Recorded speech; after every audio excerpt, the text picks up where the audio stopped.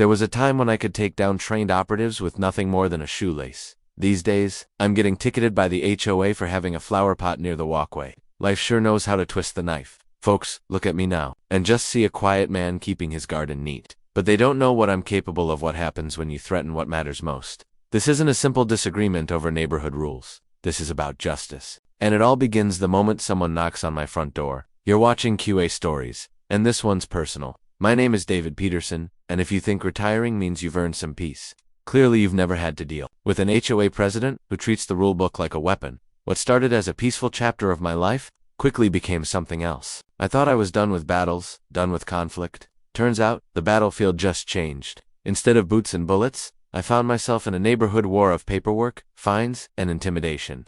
When you threaten someone I love, it doesn't matter what tools I have, I'll find a way to fight back. This story isn't about overgrown lawns or missed payments. It's about a quiet war that came to my doorstep. And the day I realized I couldn't ignore it any longer, 3 years ago, Alina and I settled into Willowbrook thinking we'd discovered a little paradise tucked behind white fences. Neat homes, clean streets, neighbors who smiled and waved. It looked like the perfect retirement dream. Alina, my partner for nearly 2 decades, is an architect with a vision that always leaves me speechless. She poured her heart into the backyard, built flower terraces, designed a fountain by hand, and planned lighting so precise it looked like something out of a catalog. I handled the hands-on stuff, the digging, trimming, and heavy lifting. Neighbors used to compliment how clean and organized our yard looked, how the lawn always seemed to have been done by professionals. What they didn't know was that my sense of order came from 20 years in the military, where even a blade of grass, out of place, could cost lives. That discipline, it stuck with me long after I turned in my uniform. Things took a sharp turn 6 months ago, right after Richard Harrison took over as HOA president. The man before him was an easygoing retired teacher who mostly wanted the trash cans off the curb and the grass trimmed every now and then. Richard, though, he came in like a general preparing for battle, mid-50s, square jaw, stiff posture, definitely some military background there. But where I valued quiet discipline, he brought ego and control. From the moment he was elected, he made it clear that things were going to change his way or not at all. He strutted around the neighborhood with a clipboard like he was patrolling a base, barking rules and citing violations over things like holiday decorations or garden gnomes. It wasn't leadership, it was domination, and something about him and the way he looked at people told me he enjoyed it. At a recent community board meeting, he introduced a batch of new rules that felt less about keeping the neighborhood nice and more about controlling every little detail of our lives. Lawn grass now had to be trimmed below 2.5 inches. Any door repaints had to go through a review panel, conveniently one. He led even flower pots needed pre-approval. The overreach started subtly, almost laughably. Our first citation showed up on a quiet Tuesday morning. It was typed cleanly and stamped like something from a government office. Lawn height exceeds 2.5 inches, it claimed, attaching a $200 penalty. Alina was livid. She grabbed a measuring stick and went straight outside, finding the tallest patch of grass barely touched 3 inches. I paid the fine quietly, thinking it would end the hassle. That only seemed to irritate her more. 2 weeks passed before the next issue came in the mail. This time, they had a problem with our front door. Apparently, its shade was too bright for the neighborhood's agreed palette. The funny part, that rich blue color had been there untouched for 3 years. Yet now, they said it violated aesthetics. And we owed $350. Alina decided it was time to start documenting everything unusual, and there was plenty. She began noticing Carol Jenkins across the street snapping photos of our house at odd hours. Carol, a longtime neighbor in her 50s, had never been particularly involved in HOA activities until Richard stepped into leadership. Suddenly, she was his shadow. Then Alina noticed a new piece of equipment, a camera fixed to a utility pole facing directly at our home. That pole had never had surveillance on it before.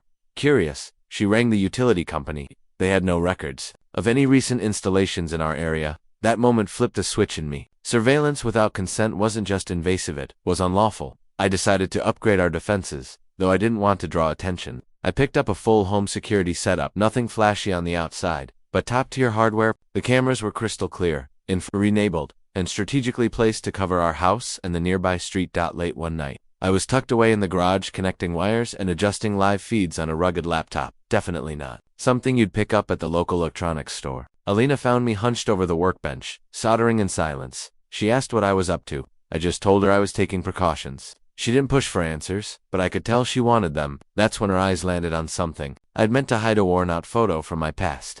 In it, I stood in full desert gear, next to a sun-bleached sign that clearly read, Special Forces Operations. She didn't say a word about the photo, but I could tell it shifted something. In the way she looked at me, like she was reevaluating who I really was. Richard had always acted oddly around me, though it took time for me to figure out what rubbed me the wrong way. His glances were never casual or dismissive.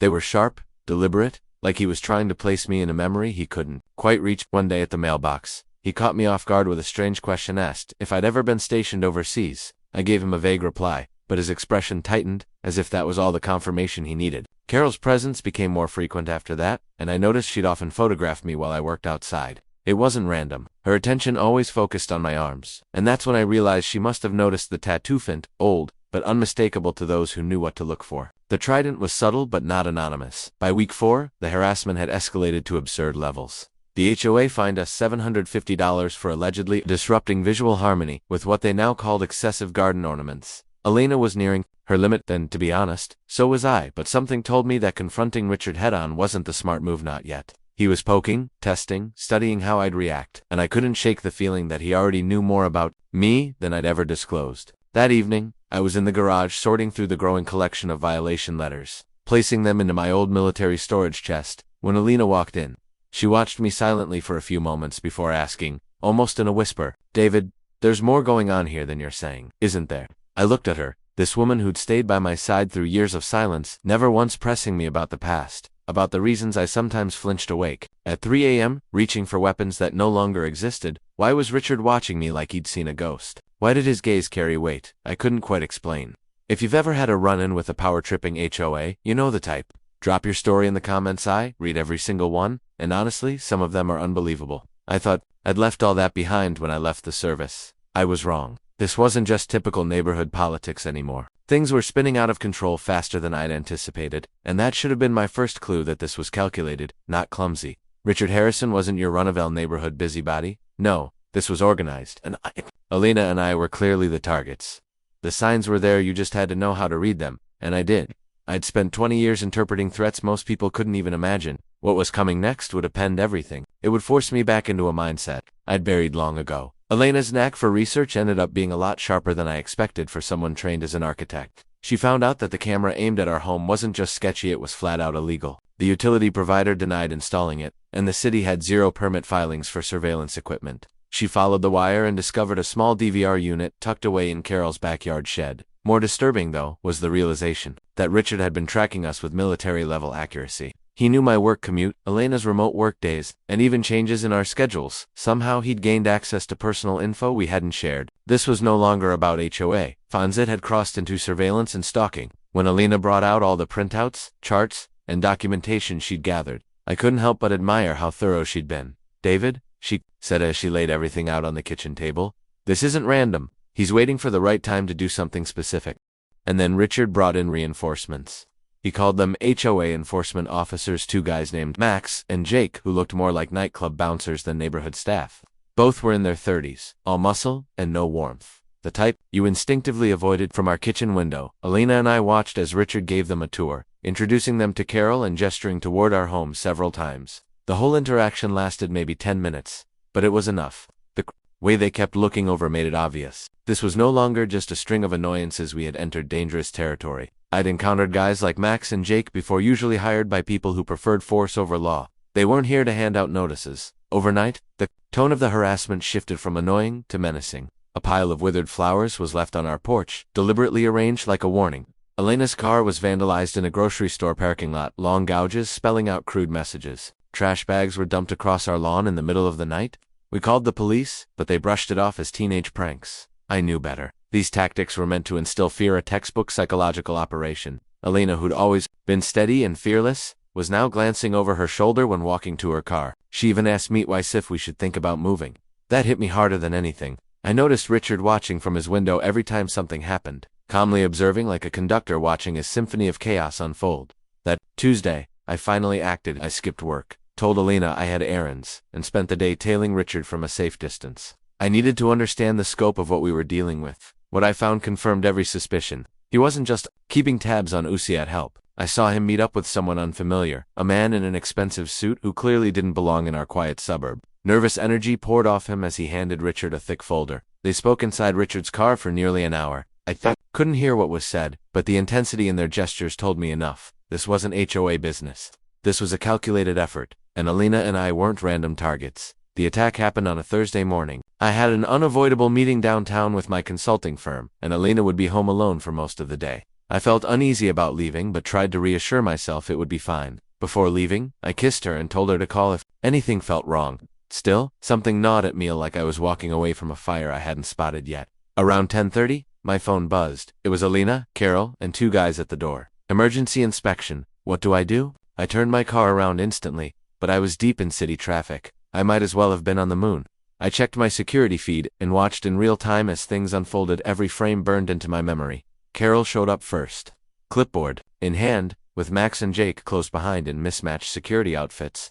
They claimed someone had submitted an anonymous report about hazardous chemicals in our garage and said they were conducting a safety inspection. Alina, ever trusting and law-abiding, let them in, though her discomfort was obvious. That was her mistake. One I should have anticipated. The moment she opened the door, I knew things were about to spiral. I pushed my car to the limit, ignoring lights, weaving through traffic. What happened in those next few minutes broke me, in ways I hadn't thought possible. They weren't just looking to damage stuff. They were after our peace of mind. They began by destroying her ceramic collection, dozens of pieces she'd made by hand. Then they tore through our photo albums, shredding wedding pictures and scattering memories across the floor. They went into my office and stomped on framed service medals, grinding the glass into the carpet. But the worst came when they reached the garden. They yanked out every flower she'd planted, shattered the custom fountain, and smashed the solar lighting she'd installed with such care. Through the cameras, I could see her pleading with them to stop, tears streaming down her face. But they laughed, enjoying the destruction.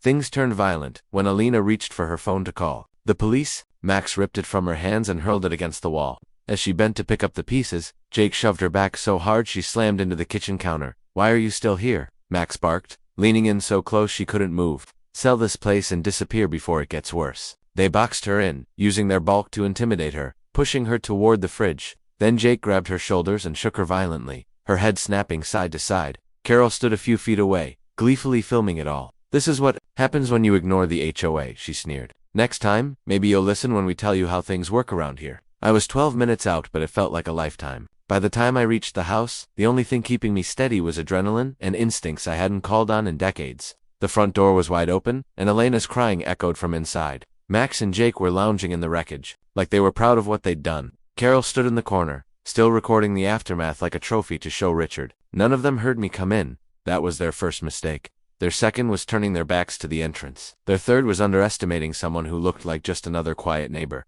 I moved through the chaos silently. By the time they realized I was there, it was already over. I reached Max first. One strike behind the knee, just the right spot, and he dropped hard, howling in pain as he clutched his leg.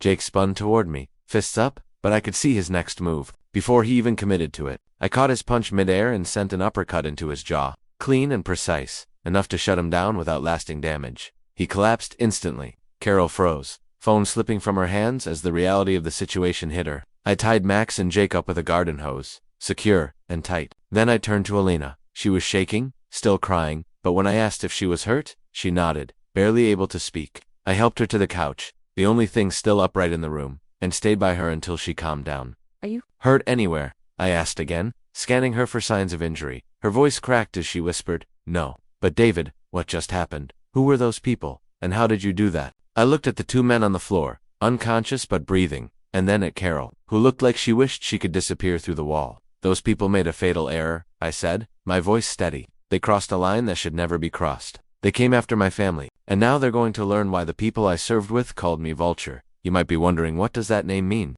Just how much danger is hidden behind David's quiet demeanor? And if someone threatened your loved ones in your own home, how far would you go to protect them? Share your story in the comments. I read every one, because this isn't the end. Not even close. In 20 years as a Navy SEAL, one lesson stayed with me. The most dangerous threat is the one that used to be on your side. Over the next several days, Alina and I began uncovering the full extent of Richard Harrison's plan. What we found chilled me to the core and connected every dot I hadn't wanted to believe. But before we could even process what we'd learned, something happened that changed the entire course of events. It was the moment I stopped being just a retiree trying to live quietly and turned back into someone I thought I'd buried. The truth about who I wasn't, who Richard really was about to be exposed. Elena's relentless research, paired with what I knew from my past, revealed a story both disturbing and strangely logical. Richard had served in the military too, but his exit wasn't clean. His file was littered with vague references and missing documents. The kind of thing you see when people want the truth to stay buried. We found mention of a court-martial, allegations of misconduct, and repeated breaches of protocol that put others at risk. The dates lined up with a mission I remembered all too clearly, a disaster caused by someone inside the unit. Alina spread everything out on our table, her face pale with realization. "David," she said softly, "this isn't some coincidence. He knows who you are." I stared down at the old files, feeling the weight of memory press down like armor. And then, from the unlikeliest source, came the missing piece. Our elderly neighbor stopped by to check on Alina, bringing coffee and concern. During small talk, he said something that froze my blood. He mentioned that when Richard moved into the neighborhood, he'd said he was looking forward to a clean slate, but also made an offhand remark about settling an old grudge with a special forces guy who'd derailed his career. At the time, the neighbor thought nothing of it, but now, the words carried heavy meaning. Alina and I exchanged looks. We both knew. This wasn't harassment. This was personal, carefully planned, and long in the making. And Carol?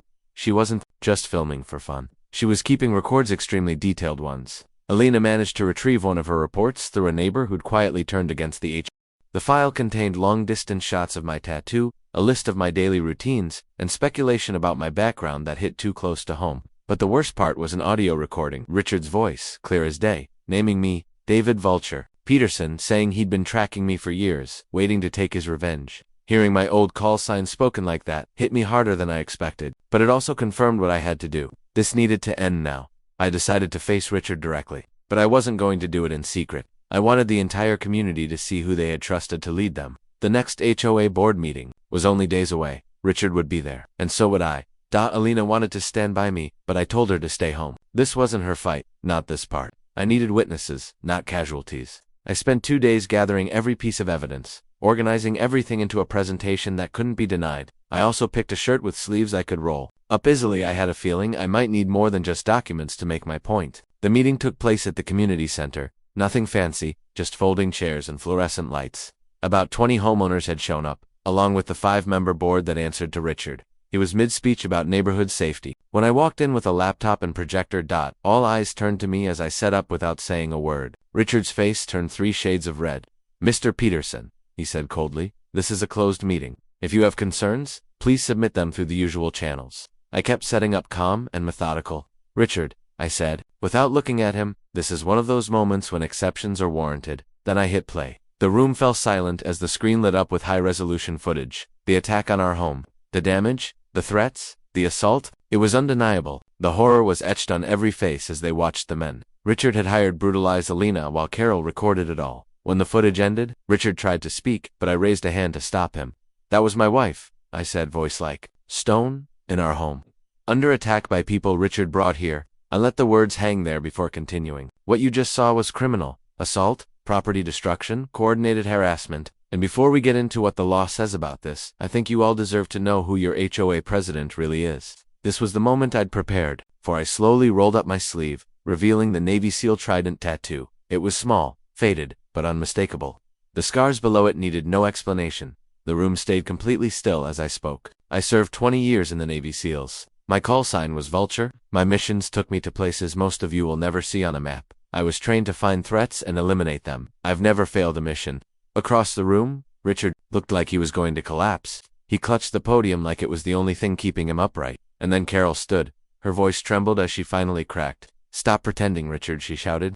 "You knew who he was. The whole time, you said it was payback. You used me." The room exploded into gasps and shouts. I let the chaos roll for a few seconds before cutting through the noise.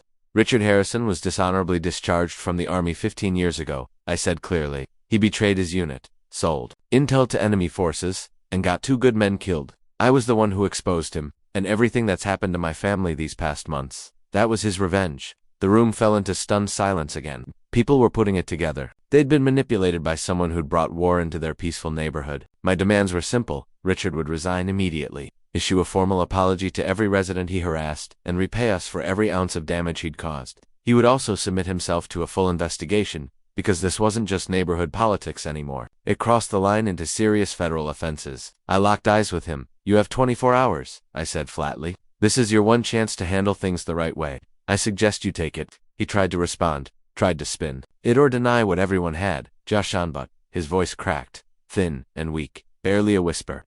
The same man who'd bullied our community for months looked like he might collapse under the weight of exposure. The look in his eyes said he knew the game was over, and then Alina appeared in the doorway. She hadn't planned to come, but something told her she needed to see the ending for herself. She walked over, calm and composed, standing tall beside me. Her voice rang out clear and sure. I think it's time the truth came out for everyone in this room to finally understand what's really been going on in our neighborhood. She scanned the room, meeting the eyes of the neighbors who were still trying to process what they'd just witnessed. And maybe it's also time to rethink what kind of leadership we've allowed to take root here. So who is David Peterson, really? And what was the real story behind his and Richard's twisted history? Why was a man like Richard so afraid of someone who claimed to be just a quiet, retired veteran? Well, that part of the story is where things really start to unfold. If you've been following this, hit that subscribe button because what comes next will leave you speechless. There are enemies who are obvious, and then there are the ones who feel cornered. And when people feel like they've got nothing left to lose, that's when they're most dangerous. The next 2 days would reveal just how deep Richard's obsession went. Alina and I began piecing everything together, every breadcrumb, every clue, and the truth that emerged was more disturbing than I had ever imagined. He wasn't just trying to ruin our lives, he was trying to erase us before we exposed his past. The final card he played forced me to pull out every skill I'd learned in the darkest corners of the world. Willowbrook wasn't just a sleepy suburb anymore, it was about to become a battleground. And this time no rulebook was going to save anyone. With help from trusted military contacts, we managed to get our hands on partially declassified records. What they revealed shook even me. 15 years earlier, Richard Harrison had held rank as a first lieutenant during an op in Afghanistan, a supposedly low-risk recon mission that turned into a bloodbath. Intel had been leaked, tower routes sold out for 50 grand. The ambush that followed was precise and brutal. 2 of our men didn't make it home. Others, myself included, were left injured, pinned down for hours in hostile territory, with no clean exit route because those had been compromised. 2. Back then, I'd suspected foul play, but I kept my mouth shut until I had something solid. It took months of digging, connecting patterns, decoding signals, and following paper trails no one wanted found. Alina read the court-martial summary like it was a horror novel. Her expression darkened as she took it all in. David, she said quietly, this isn't just betrayal of duty. He went after you, according to the transcript. I was the one who cracked the case wide open. I had pieced together his lies, traced his wire transfers, caught the chatter. Between him and known operatives, I built the case that took him down. And the evidence wasn't just damning, it was irrefutable. Secret payments to accounts overseas. Encrypted calls with hostile players. Locals paid to feed us bad intel. Richard had been living far beyond what his rank and salary could ever explain. It had been an operation-wide betrayal, one that nearly compromised dozens of missions. But it was personal to Heed, pinned me as the reason his life unraveled. Alina found his testimony from the tribunal. Bitter, unapologetic, and venomous. He blamed me for everything. Not the soldiers he got killed. Not the brotherhood he shattered. Just me, the guy who refused to let him get away with it. One line in particular hit Alina hard. She read it aloud, her hands trembling slightly. One day I'll find David Peterson and I'll make him pay for what he did. He thinks he's a hero, I'll show him what real consequences look like. It finally clicked for her. The break-ins, the harassment, the months of mental and emotional warfare, it wasn't random at all. This was personal vengeance for years in the making. Every move Richard made had been part of a long game built around destroying me from the inside out. And then came the retaliation. Richard didn't wait. Within hours of the HOA meeting, he had an attorney on speed dial, not one known for ethics but for spinning stories. The guy started whispering poison into the neighborhood. I was unstable, a threat, a ticking time bomb. With combat trauma, he filed for a restraining order and painted Alina and me as the real villains. It was a clever tactic, prey on suburban fear, twist the truth, make me look like the danger. But he underestimated one thing. Everyone had already seen who he really was. That same weekend, Richard's desperation turned violent. On Saturday night, he sent 6 men to solve the problem for good. This wasn't amateur hour like before. These guys were seasoned, with records long enough to fill filing cabinets. But I'd been listening, monitoring his calls, tracking movement, preparing. Everything I learned during my years of service came back in full force. He wanted it to look like a botched robbery, a tragedy, but I knew better. He wanted us dead, and once he made that choice, there was no turning back. This wasn't about intimidation anymore. This was war. I spent the whole afternoon turning our house into a fortress. Alarms, traps, fallback positions, everything I'd used overseas, repurposed for a suburban battlefield. Alina wanted to call the police. I told her the truth. By the time help showed up, we'd already be statistics. I walked her through every escape plan, every safe zone, showed her the panic room I'd built under the house, and gave her the short version of self-defense 101. She didn't argue, just listened, eyes fierce with determination. As I checked the emergency radio batteries one last time, she asked, softly, "Are we really ready for this?" Her voice was calm, but I could hear the weight behind her words. I looked at her and nodded. "We don't have a choice.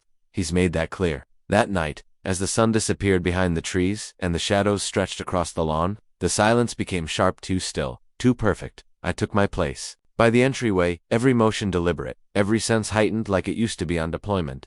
This wasn't just about defending our home. It was about finishing something that had started 15 years ago in the mountains of a foreign country. Now coming full circle in a suburban cul-de-sac, the dash sack, the first sign came just past midnight. Flicker of movement at the edge of our backyard. I watched through a narrow window, saw the flash of metal as one of them moved toward our side door. They were staggered, moving with the precision of trained men. I let them get closer. I needed them inside, where I controlled the environment. The moment the lock clicked and the first one stepped through, I triggered the diversion. Lights flared, an ear-splitting alarm blared from hidden speakers. Disorientation was my weapon, and it worked. They hesitated, just long enough. That's when I moved. I struck first, clean, controlled, silent. The man who entered was out cold. Before he hit the floor, another charged in behind him, confused and angry. He never saw the tripwire. By the time the others realized this wasn't going according to plan, they were already inside a maze I'd designed. They tried to retreat, but I'd blocked their exits. One of them made it to the back hall right into Elena's trap. She fired a warning shot that shattered a picture frame inches from his face. He dropped his weapon and hit the ground, hands up. For a second, there was silence again. Then the chaos returned. I fought like I had in places no one speaks of. Every move was deliberate, no wasted motion. These weren't just criminals anymore, they were threats to everything I had left. In this world, one after another, they fell. Not dead, but down, immobilized, contained. I made sure of that. I wanted them breathing for the police to question, for the courts to prosecute.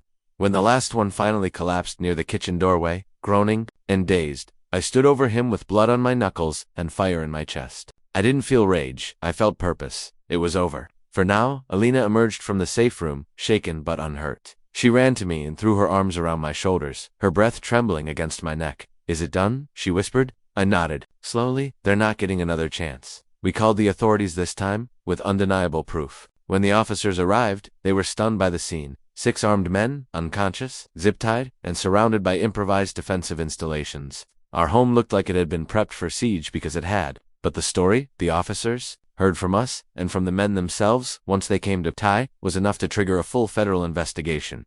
The fallout came fast. Richard was arrested the next morning. His lawyer tried to spin a new narrative, but the evidence, audio, video, testimony crushed any attempt at denial. Every inch of his plan had been recorded, documented, and exposed. Elena's composure at the press conference was something to behold. She laid it out plainly, the harassment, the attack, the history. She looked straight into the camera and said, this wasn't just about a grudge, this was about justice. And about never letting people like Richard Harrison hide behind fake authority again. The crowd applauded.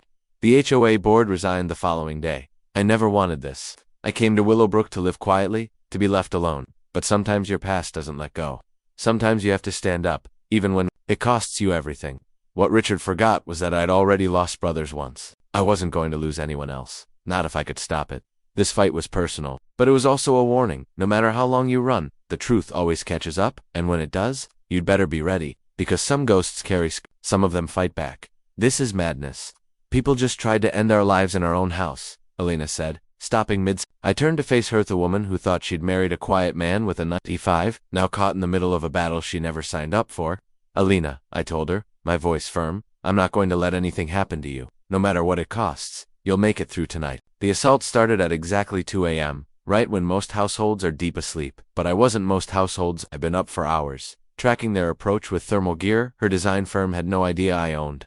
6 men, military precision, loaded weapons, moved in like clockwork. They cut the electricity, disabled the landline, and used jammers to block cell signals.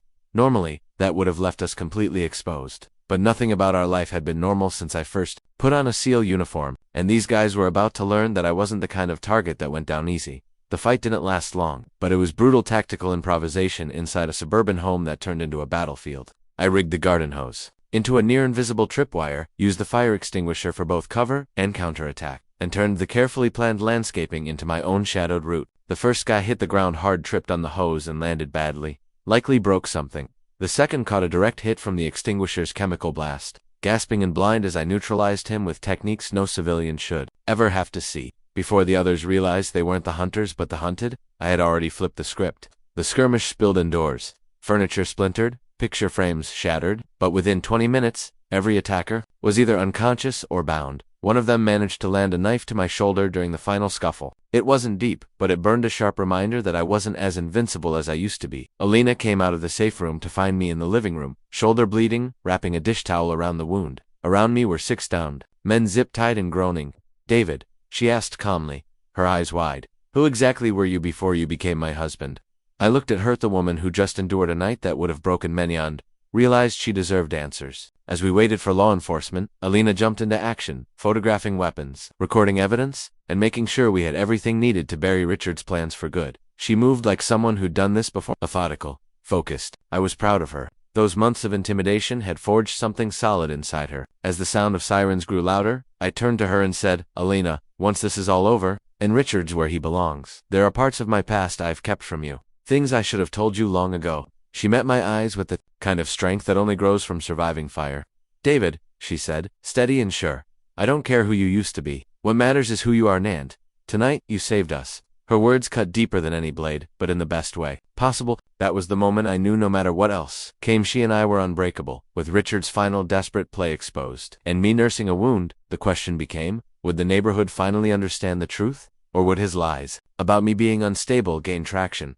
Tensions were high. Who would the community believe, the charming HOA president or the quiet veteran with a mysterious past? Drop your thoughts below, because this story's only getting hotter. Sometimes, justice doesn't wait for the courtroom. Sometimes it comes right in the middle of the night, with zip ties, blood, and undeniable evidence. What unfolded in the next days would not only dismantle Richard's image but change Willowbrook forever. The police worked faster than I'd expected. Elena's files and the physical evidence we presented left no room for doubt. Richard wasn't facing some HOA slap on the wrist. He was looking at federal charges: conspiracy, attempted murder, and more. The 6 men he'd hired weren't small-time thugs. They were seasoned criminals with records a mile long, and when confronted with the possibility of life in prison, they flipped without hesitation. Their statements built an airtight case that left no question about who orchestrated everything. One detective, a seasoned veteran of military-related cases, told me this was one of the clearest criminal conspiracies she'd ever seen. The next HOA meeting was historic. The entire neighborhood showed up, eager to hear the truth. News had spread small community now tied to a federal case involving military betrayal, harassment, and a nearly deadly home invasion. Alina coordinated the meeting with help from neighbors who'd grown tired of Richard's rule. When she stood at the front of that packed room, she carried herself like someone born to lead. "We've been misled," she began, her voice calm but commanding. "Someone used our trust to settle personal scores and put lives at risk." Her words hit home. But what truly shifted the room's energy was when our elderly neighbor, the one who first warned us, stood up to speak. His voice shook with emotion, but every word was clear. "I've lived here over 3 decades, he said, "and I've never seen behavior like Richard Harrison's. What he did to David and Alina, he could have done to any of us." His story opened the floodgates. More neighbors spoke out, stories of fines, threats, and subtle intimidation. The picture they painted was undeniable. Then came Carol Jenkins, the same woman who'd helped Richard orchestrate harassment for months. With tears on her cheeks, she took the mic. Her voice trembled, but the guilt in her words was real. "I owe all of you an apology," she said. "Richard convinced me this was for the greater good. But we weren't protecting the community, we were hurting good people because he wanted revenge." Her confession shifted the entire room. When she revealed that Richard had recognized David from the moment they moved in, it shattered the last of his credibility. You could feel the crowd's temperature rise from shock to fury. Richard tried to salvage what little dignity he had left, spinning lies, painting himself as the victim, claiming PTSD made me dangerous. But no one bought it. Video footage, witness testimony, and the brutal facts crushed his defense. When he tried to say his military service gave him the right to question mine, someone in the back yelled, "Traitor," and that was it. The illusion shattered. Richard's influence vanished under the weight of his own lies. Alina was voted in as the new HOA president, unanimously. She was stunned, but I wasn't. Her calm under pressure, her vision for a better community had all made an impression. Her first act, a complete overhaul. Transparent policies, term limits, a clear separation between leadership and personal agendas. "We're going to build a neighborhood where everyone's rights matter," she said. The applause was deafening. You could feel it, the weight lifting, the relief of people finally being heard. Justice wasn't just served, it reshaped everything. And Richard, he was facing decades behind bars. His assets seized to pay restitution, including to us. The legal case wrapped quicker than expected. With the mountain of evidence and witness testimony, Richard's fate was sealed. Prosecutors made it clear. This wasn't just personal revenge, it was criminal conspiracy. His frozen accounts paid out damages for legal costs, emotional harm, and property damage. More than that, it sent a clear message. You don't get to weaponize power without consequence. No matter how small your kingdom, our home was rebuilt stronger, safer. Elena's eye for design, my background in security, it came together beautifully. Even our garden flourished with plants she picked for what they symbolized: resilience, healing, growth. The neighborhood itself transformed. Property values climbed. Monthly meetings became opportunities to connect, not fight. People started looking out for each other again. Carol, seeking redemption, became one of Elena's most trusted aides. 6 months after Richard's conviction, I stood in that new garden, coffee in hand, watching Elena add fresh flowers to a vase. I thought about how far we'd come, how much we'd lost and how much we'd gained. Elena found a strength she never knew she had, and I learned that some battles, no matter the cost, are worth the scars. She asked if I missed my old life. I paused. I miss the camaraderie, I told her, and I miss having a mission, but I wouldn't trade this life not for anything. She handed me a warm mug and we stood in the fading sunlight, quiet and at peace. When the camera rolled, I spoke from the heart. If there's one thing I want people to remember, it's this. Don't assume the quiet neighbor's weak, and never mistake peace for powerlessness, because some of us may have retired, but we haven't forgotten how to fight. Elena laughed as she walked past with a bouquet. Still telling your war stories? She teased. Just passing along some wisdom, I smiled. Heroes come in all forms sometimes. They're right next door. Richard thought we'd fold. Instead, he ran headfirst into 2 people who refused to be victims. And we weren't just surviving. We were rebuilding something better. If there's one message to take from our story, it's this. Never let fear win. Never assume the bad guys are untouchable. And never underestimate the strength of a united community. What do you think? Did I go too far, or was justice served? Let us know below. And if you loved this wild journey, don't forget to subscribe to Stories. We've got more twists, justice, and extraordinary resilience waiting just around the corner.